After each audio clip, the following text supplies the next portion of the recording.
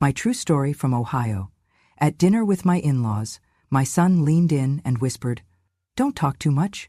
You embarrass us." I just smiled, then rewrote my will that night. "Mom, when you come, please just don't talk too much, okay?" Everyone here's kind of high level. That was the message Matthew sent me at 3:02 p.m. on a Thursday afternoon, just hours before I was to arrive at their combined Thanksgiving and birthday dinner for my daughter-in-law. No greeting. No, "can't wait to see you." Just that. A warning. Like I was a problem they had to manage. I read it twice, then set the phone face down on the counter. My hands were still dusted with flour, and the scent of cinnamon clung to my sleeves. The apple pie was cooling on the windowsill, the same recipe I'd used when Matthew turned 10. Back then, he said it was better than birthday cake. Now I was told to keep quiet, to not make him embarrassed, as if I were a rusty hinge squeaking too loud in a polished room. I wore the purple wool dress I'd knitted last winter, the one with the careful cable stitch down the sleeves. Over it, I buttoned my late husband's brown coat. It still smelled faintly of cedar and pipe tobacco. The air outside was sharp with Ohio's late November wind, but I felt warm, not because of the layers. Because I was walking toward what I thought was family. I arrived 15 minutes early, just like I always did. Old habits. Early meant respectful. Early meant you cared. No one opened the door. I rang the bell. Nothing. Knocked lightly, then waited on the back patio as instructed by a text that arrived while I stood at the front. "Mom, wait outside. We're still entertaining guests." I sat down on the metal bench. My knees stiffened. My hands holding the pie began to lose feeling. I checked the old pocket watch my grandmother gave me. 12 minutes passed before anyone came out. It was my daughter-in-law. "Oh, hi," she said, as if surprised to see me. "You brought a pie? That's great. Let me check if there's space in the kitchen." She didn't ask if I wanted to come inside. Didn't ask if I needed help. She took the pie from my hands. Her long manicured nails tapped the foil lid. Then she carried it inside, just like that. A few minutes later, I saw it placed on a counter beside a plastic container with a Costco label. A paper tag reading, "Homemade apple pie," was slapped across both. No one would know which was mine. No one would care. When I was finally ushered in, the house was full of unfamiliar voices. Laughter that didn't pause when I entered. A playlist of soft jazz hummed under the murmur. There were wine glasses in every hand, name cards at every place setting. Candlelight flickered off glass and silver. I was told to sit at the head of the table, not out of honor, but as she explained with a giggle, so you can be close to the restroom just in case. A man in a tailored suit, someone from my daughter-in-law's work, turned to me during the salad course. "So, what do you do? Or did?" I smiled gently. "I used to sew. In winter, I'd go door to door offering to patch coats. In summer, I cut lawns and trimmed hedges." There was a pause, a tight silence, then a chuckle from across the table. The kind meant for shared amusement, not kindness. "She's very traditional," my daughter-in-law said quickly. "But times are different now. Everyone here's got at least a master's degree." Matthew didn't speak. He sipped his wine, eyes locked on the centerpiece. But I saw his knuckles whiten on the glass stem. Then he leaned in close. Too close. His breath smelled like the Cabernet I'd bought him when he got his first promotion. "Mom," he hissed under his breath, "don't say anything else. Please, you're embarrassing me." I didn't speak. I set down my fork, my hand trembling, not from cold, but from something deeper, something unnameable. I looked around, at the flickering lights, the polished plates, the sculpted napkins. Everything was pristine, picture perfect. No one here knew I once cooked 5 meals a day, 3 for Matthew, 2 for my late husband. No one knew I sold plasma 3 times a week to keep the lights on during his freshman year at college. No one remembered that I gave up my bedroom for a decade so Matthew and his wife could have theirs when they were saving for a mortgage. Now I was the embarrassment. Dessert came, my pie was sliced, served. No one asked who made it, no one said thank you. They ate while checking phones, laughing at something I couldn't see. I asked to leave early, claiming I had a headache. No one offered to walk me out. At home, I hung up the coat, slipped out of the dress, folded it carefully. I made tea, sat down, turned on the lamp beside the old photo of my husband in uniform. Then I opened Facebook. There it was, my daughter-in-law's post. Grateful beyond words, Thanksgiving dinner with the people we love most. A group photo. Everyone is smiling, champagne flutes raised, the long table behind them. I looked closer. I saw the corner where I had sat, or should have, but the crop was clean, precise. My face had been cut out. All that remained was a blur of lavender wool at the edge of the frame. I was the only one present, and somehow already erased. I closed the laptop, blew out the candle. I finished my tea, and in that moment, with the weight of silence sitting beside me like a ghost, I made a quiet promise. That was the last piece of pie I would ever bake for them. When Matthew was born, I was 29 and scared out of my skin. My husband had just come home from the war, a different man than the boy I married. He was quieter, darker around the eyes, waking some nights gasping like he was drowning in his sleep. But he held our son like he was something made of light, said his name like a prayer. Matthew. He wanted to name him after a friend he lost over there. I let him. We lived in a one-bedroom rental with creaky floorboards and walls so thin you could hear the neighbors sneeze. The radiator hissed like a snake when it tried to heat the place, and winters in Ohio were cruel. But we had each other. I would sew at the kitchen table, patching old coats for nickels, while the baby slept in a drawer we emptied out and lined with blankets. He died when Matthew was 15. My husband, cancer, fast and mean. They said it may have been the Agent Orange, but no one could prove anything. By then, he had taken a job at the post office, sorting mail in silence, and smiling only when I brought him tea in a thermos with a handwritten note, "Come home to me." He never made it back home from his final appointment. They called me from the clinic, told me he collapsed in the hallway. I rode the bus there, sat beside his body until they made me leave. I did not cry at first, not because I was strong, but because I was empty. After the funeral, it was just me and Matthew.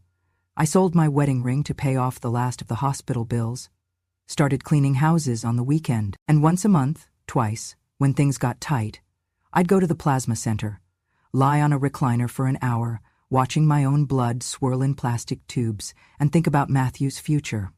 I kept a small calendar in the drawer with red X's marking each donation day.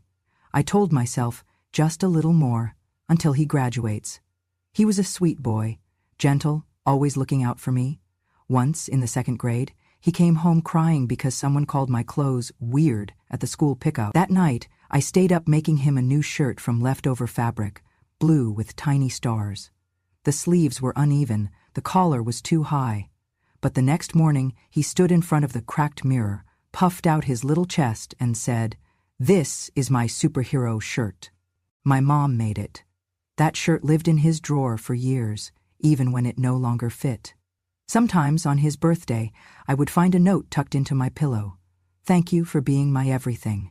Once, when he was 12, he told me, "One day, Mom, I'm going to buy you a real house, with a big porch and a rocking chair."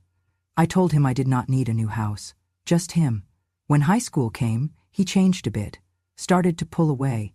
Friends, music, girls. I understood. That is how boys become men. But he still let me iron his shirts for debate club, still kissed my cheek before bed. College was another story. He got a partial scholarship. The rest I scraped together. Between the sewing, the cleaning, and the blood, I never told him how close we came to losing the house. Never told him about the night I walked 5 miles home after missing the last bus, just to save cab fare. When he got his acceptance letter, he ran into the house yelling, swept me off my feet and said, "We did it, Mom. We." He said we. At the orientation ceremony, parents were invited to attend the first day welcome. I could not afford the bus fare and the new dress he wanted me to wear. So I chose the dress, a soft lavender one I found at Goodwill, and tailored myself, and I borrowed a neighbor's car. But it broke down halfway. I ended up hitchhiking the last 5 miles. I arrived as the dean was finishing his speech. Saw Matthew from a distance, laughing with new friends. There was no seat left, so I stood behind a row of hedges, watched from the shadows. When it was over, I left before he saw me. I didn't want to be the mother in scuffed shoes, the one with calloused hands and eyes too tired. A few days later, I found a thank you card in my mailbox. No stamp, just a hand-drawn heart on the front. Inside, in Matthew's messy handwriting, "None of this would be real without you. I love you, Mom." I kept that card. Still have it. The edges are yellow now, the ink is fading.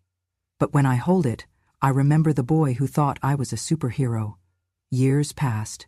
He got a job, then a promotion, moved out.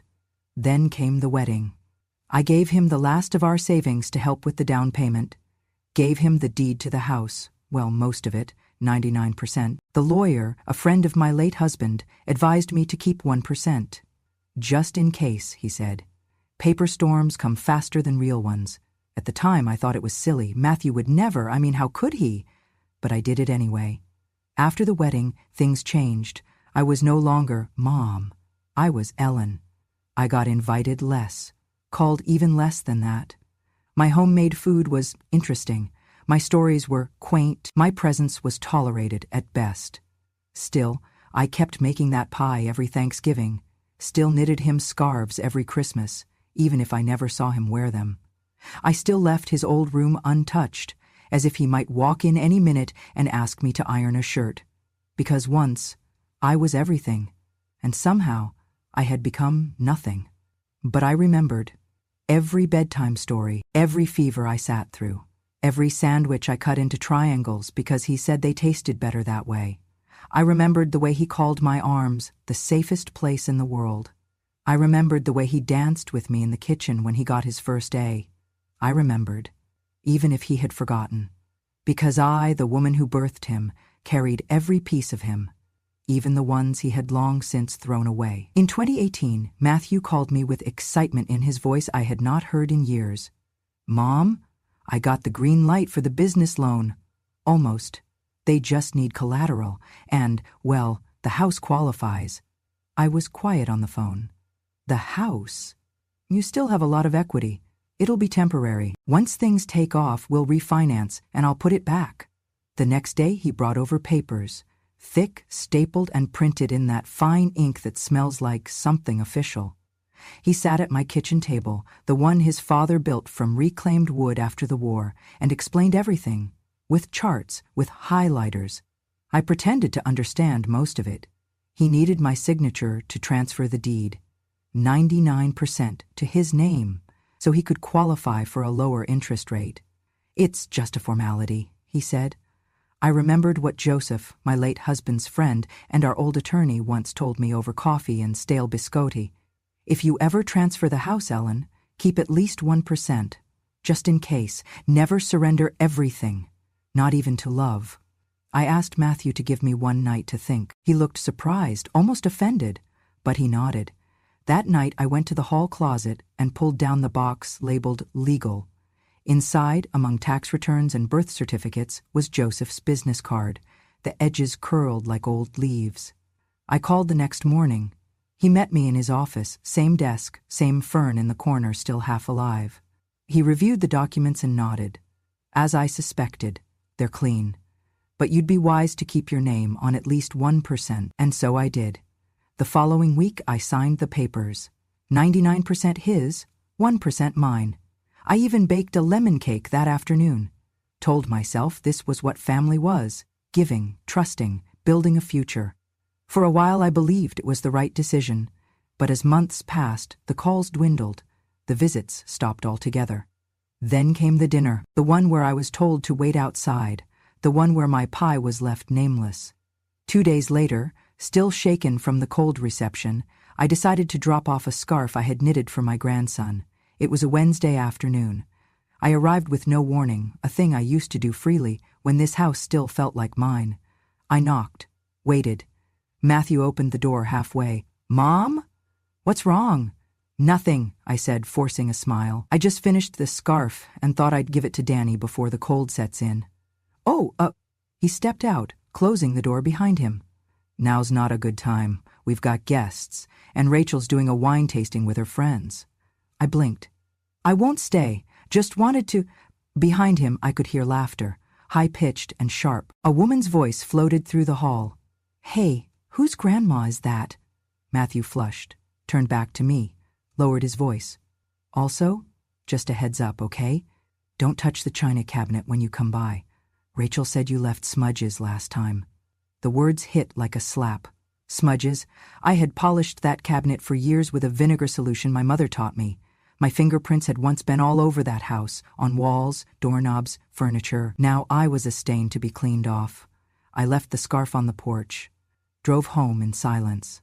That night, a video appeared on social media, filmed during that same dinner.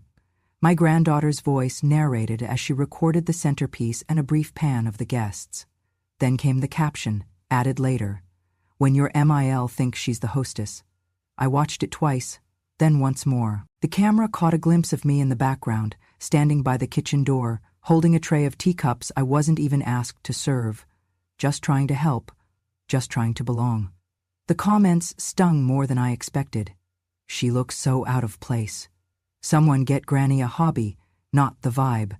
I sat on the edge of my bed that night and stared at the framed photo of Matthew when he was 7, arms crossed, sitting on the porch swing. Behind him, etched into the wood by a small hand and a dull knife, were the words, "Mom's Throne." I walked to that same porch 2 days later, during a morning fog, and found the swing still there, the carving now faded, barely visible beneath layers of whitewash paint. I ran my fingers across it. Could still trace the letters with my thumb. M-O-M. The swing creaked under me, a sound I used to find comforting, but now it only echoed. It started with a tickle in the throat, a little cough that stayed longer than it should have. By morning, I felt the heat behind my eyes, the kind that whispers, "You are about to feel worse before you feel better." Still, I made myself tea. Wrapped my shawl tighter. Ohio in December is not forgiving, especially for old bones. I sat by the window, watching the trees turn into skeletons against the gray sky, and told myself it was just a cold. But by noon my joints ached. I could barely keep the kettle steady. I had not called Matthew in weeks, not since the dinner, not since the video. But that afternoon, with my breath short and my chest rattling, I pressed his number out of instinct. It rang 4 times. Then his voice, cold, clipped. "Mom?" "Matthew," I said, trying to sound light. "I think I caught a little something, just a bug. I didn't want to worry you." There was a pause. "Did you take anything?" "Some Tylenol. But I've been alone all day. I just thought—" Another pause. I could hear a TV in the background. "Look, Mom, you're old. Stuff like this feels worse than it is. Just rest, drink fluids. There's nothing I can do from here." His words came fast, like he wanted to get through them quickly. "I know, honey, I've got a meeting. Call your doctor if it gets worse, okay? I'll check in later." But he didn't. That evening, I heated the hot water bottle, the same one my husband used when his back would seize in winter. It still smelled faintly of camphor. I pressed it to my chest and sat in the quiet. The silence in the house had grown heavy since the holidays passed. Not even the hum of the old fridge could drown out the echo. I fell asleep on the couch. Sometime past midnight, I woke with a start. My throat was dry, the blanket half on the floor. I shuffled down the hallway toward the bathroom, passing the guest room, the one I had prepared for Matthew years ago, still with his childhood posters on the walls. Then I heard them, the voices. He was in the room I once called his, he and Rachel. The door was slightly ajar. I froze. "She called again today," Matthew said. His voice was lower than usual. "Tired, maybe." Rachel sighed. "Let me guess. Just a little cough, right?" A pause, then a bitter chuckle. "She always thinks she's dying. Every year, some little thing becomes this whole drama." "I honestly thought last winter would be it," Rachel said. "Remember when she fainted at the farmer's market? I had the funeral outfit picked." Matthew laughed. Not harshly, worse, casually. "Yeah, same. But she's still kicking. Tough old bird. More like a barnacle," Rachel whispered, clinging to everything. I stood frozen, barefoot on the hardwood floor. The cold stung more than the fever. Matthew's voice came again. "I just want some peace. She calls about every sneeze, like we don't have our own lives." "I know, babe," Rachel murmured. She's not going to change. She still thinks she's the center of everything. And then, as if to hammer it in, Matthew added, "She's old. Everything feels like the end of the world to her. Honestly, I wish she'd just rest. Leave us alone for a while." I turned back down the hallway, careful not to let the floor creak. In the kitchen, I poured a glass of water with shaking hands. My reflection in the window stared back at me, pale, lined, eyes too tired. I took the hot water bottle and curled up in my late husband's recliner. It still had a dent where his shoulders used to rest. I did not cry. I just stared ahead, not at the TV, not at the clock, but into the stillness. And for the first time in all my years as a mother, I felt unnecessary, like a painting that no longer matched the room, waiting quietly to be taken down.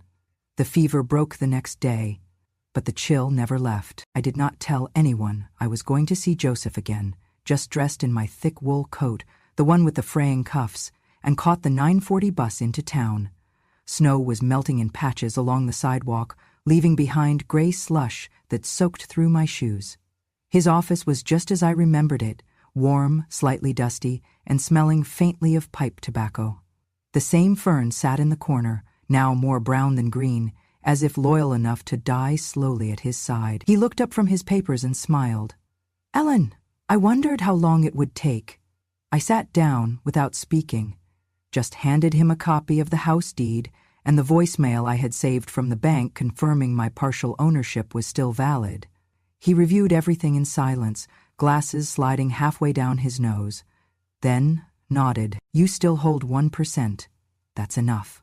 I looked around the office. It felt like a waiting room for old ghosts. Then I took a breath. "I want to sell it," I said. "The house, all of it. I want out." Joseph leaned back, eyes narrowing not with judgment, but care. "Are you sure?" "I was sure the day I heard them call me a burden. This is just the paperwork catching up." He didn't ask more. He had known me too long. We spent the next hour going over documents, signatures, notarizations. I declined the champagne he offered from a mini fridge he barely used, settled instead for black coffee from a chipped mug. Once the last form was signed, Joseph set down his pen and looked at me. "Where will you go?" "I've already made arrangements. There's a cabin near Lake Logan. I rented it under my maiden name. Month-to-month lease. Quiet place. No TikTok there." He chuckled gently. "And your will?" I reached into my purse and pulled out the folded pages I had written by hand the night the fever broke. "I'd like you to make it official." He read through it silently. His eyebrows lifted once, then again. 60% to the Women's Trust Fund. For women over 60 left homeless by family, Judith's eyes said. They need dignity more than flowers on their birthdays. And the remaining 40% to a Dr. Amelia Cross? She's the little girl from next door. Used to come over when her parents fought. I taught her to read. She sends me Christmas cards every year. Last one said, "I wouldn't be a doctor if not for you." Joseph nodded, tapping the paper. "And Matthew?" I looked out the window. Snow had started to fall again. Clean, soft, blanketing everything. He waited. I turned back and said evenly, "Leave him nothing." He blinked. Surprised not by the decision, but the steadiness in my voice. "Nothing?" I smiled. "I leave him the freedom he seemed to want so badly, the relief of no longer pretending to care. That is my gift. He no longer has to act like a son." Joseph wrote it down, word for word. Before I left, he handed me a copy of the final paperwork. "Do you want to deliver the 30-day notice yourself?" "Yes," I said, folding the letter gently. "But not in person. It'll come by mail. With something sweet." He gave me a long look. "You sure about all this?" I reached into my coat pocket and pulled out the photo, the one from Thanksgiving, the one where my body was cropped out, only my sleeve and the shadow of my profile barely visible on the edge. I slid it across the desk. They already erased me once. I stood, tucked the deed and will into my bag and turned to leave. "Ellen," Joseph said, his voice softer than I'd ever heard it. "You deserved better." I paused in the doorway. "I did," I said, "but I finally gave myself better." The day the house sold, I baked one more pie, not because anyone asked for it, not because I expected it to be eaten, but because my hands needed something familiar, something warm, something that wasn't cold paperwork and silence. I sliced the apples thinner than usual, just the way Matthew liked when he was little. "Make them crisp, Mama," he used to say. "The crispy slices are my favorite part." So I made them crisp. As it baked, I laid out the rest of what I had planned, all of it neat, quiet, deliberate. A small box, wrapped in plain brown paper. Inside, a single slice of the pie, carefully wrapped in wax paper. Next to it, a Ziploc bag holding one dried apple slice. I labeled it with a note written in my own hand. Matthew always loved the crispy edge slices. Mama still remembers. Next to it, I folded the photograph, the one they cropped me out of. I had printed the full version, pixelated as it was, and glued it back together, my cut piece scotch-taped back on, crooked and obvious, but complete. I stared at it for a long time before folding it again. And then, the letter, written on cream stationery I had saved for something meaningful back when I believed holidays were sacred. This time, I ate the whole slice myself, and I remember every word you said, every smile that wasn't for me, every seat I wasn't invited to, every thank you I never got, every time I waited outside in the cold. "You don't have to call me anymore. I've already heard everything I needed. Mom?" I sealed the box gently, tied it with twine, took it to the post office before the snow could start again. When I returned to the cabin, the wind had picked up. Trees leaned like they were bowing goodbye. I made tea, set my phone face down, and sat in the stillness. It did not stay silent for long. The phone lit up. Once, twice, 7 times, 11. Matthew. First, just a call, then a voicemail, then text. "Mom, what is this? Can we talk? Where are you? Are you okay? This isn't funny." I turned off the sound, let the phone go dark again. There was nothing left to explain, nothing I wanted to hear, not anymore. The cabin sat on the edge of Lake Logan, hidden between tall pines and silence. It was small, just 1 bedroom, 1 stove, and a window facing the water. But it was enough. Every morning, I watered the thyme and rosemary I planted in mismatched ceramic pots. In the evenings, I read, not for distraction, but for peace. Real peace, the kind no one gave me, the kind I had to carve out for myself. The wind off the lake had a voice of its own, whispering through the trees, reminding me that even endings can sound like music. Then, one Tuesday in mid-February, she came. Rachel, the receptionist, knocked lightly on my door. "Miss Ellen?" she said. "There's a woman here to see you. She says it's urgent." I did not look up from my book. "What's her name?" "She says, Rachel. She says she's your daughter-in-law."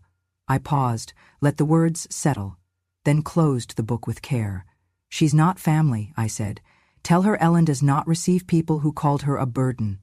The girl blinked, unsure. "Should I tell her to come back?" I smiled. "No. Tell her I said goodbye 2 weeks ago. I just hadn't mailed it yet." An hour later, I walked to the window and saw Rachel's car still parked, engine off, hands on the wheel like she was waiting for a different answer. I placed a single dried apple branch on the windowsill, the same kind Matthew used to collect in fall for school projects. I tied a small red ribbon around the stem, the last ribbon from the old sewing drawer I brought with me. It said nothing, but it said enough. Rachel eventually drove off. I did not watch her leave. I only listened for the silence that came back afterward, the sound of a woman finally alone and not lonely. The fire in the wood stove crackled softly, sending flickers of orange across the cabin walls. Outside, the lake had frozen over, the world wrapped in white and silence. Inside, I sat in the armchair facing the window, a wool shawl draped across my shoulders and a cup of black tea cooling beside me. The copy of my will lay open on the table. The ink was dry, the signatures firm. Nothing more to edit, nothing more to hope for. Beside it sat the only framed photo I had kept, my husband, in uniform, his arm around a little girl with missing teeth and a wide, eager grin. Amelia. Now, Dr. Amelia Cross. I remembered teaching her to sound out apple and April, her finger tracing each letter in the air like magic. She never forgot me. I turned my eyes to the drawer beside me. Inside it was an envelope, yellowed and creased, addressed simply, Matthew. I had written it weeks ago, in the middle of the night, when the need to speak to him one last time pressed against my chest like a stone. I never mailed it, never would. But I read it often, not to remember, but to finally let go. Matthew. If you ever find this, and I don't expect you to, know that I tried. I truly did. I tried to be the mother you needed.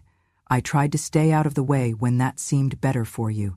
I tried to forgive what you didn't even notice you'd done. I kept every drawing you made as a boy. I stitched your name into every school sweater. I cooked, I saved, I gave. And still, somehow, I became the part of your life you wanted to crop out. I don't hate you for it. That's the hardest truth. I thought I would. But the older I get, the more I understand. People don't always hurt us because they're cruel. Sometimes they hurt us because they're weak. If I ever embarrassed you, I'm sorry. But I'm more sorry that you only saw shame where there was sacrifice, that you saw noise where there was love. You won't have to be ashamed of me anymore. I've gone where no one can find me, just like you wanted. Goodbye, Mom. I folded the letter slowly and placed it back into the drawer. A goodbye should never beg. I stood up and moved to the bookshelf. There, tucked between cookbooks and gardening guides, were my journals.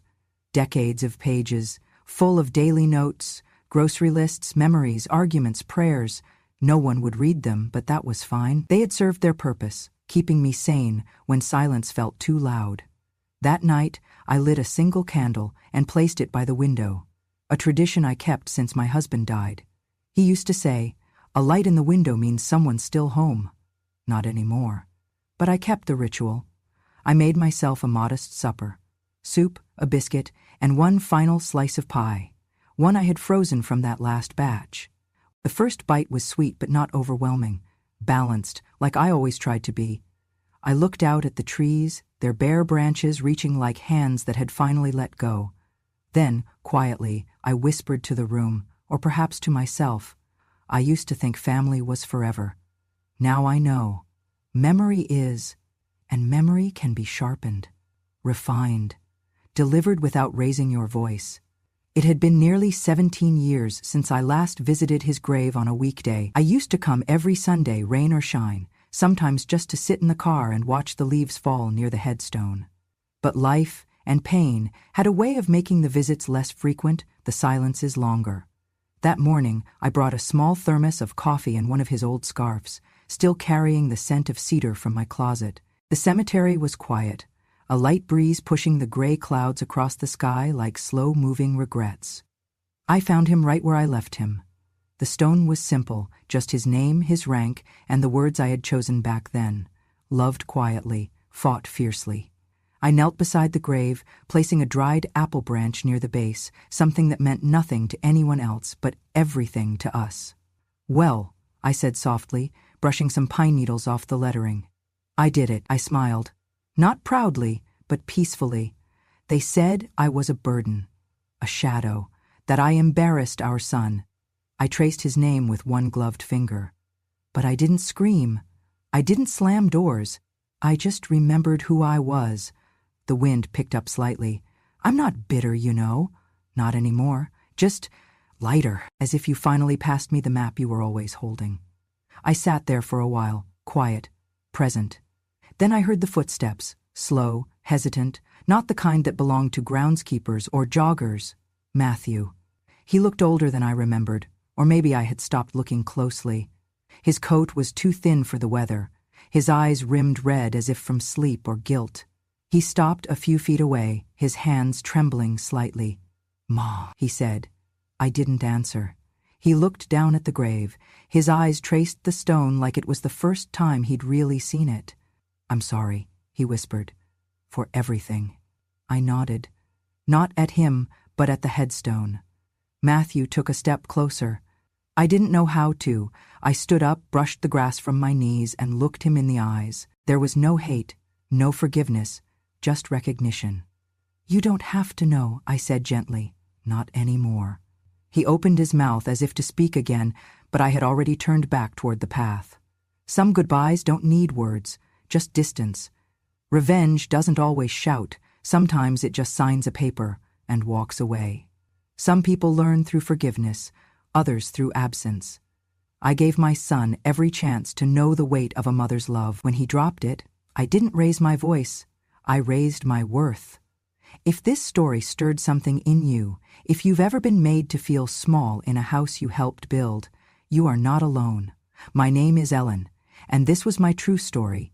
For more stories like mine, quiet, real, unforgettable, subscribe to Grandma True Stories.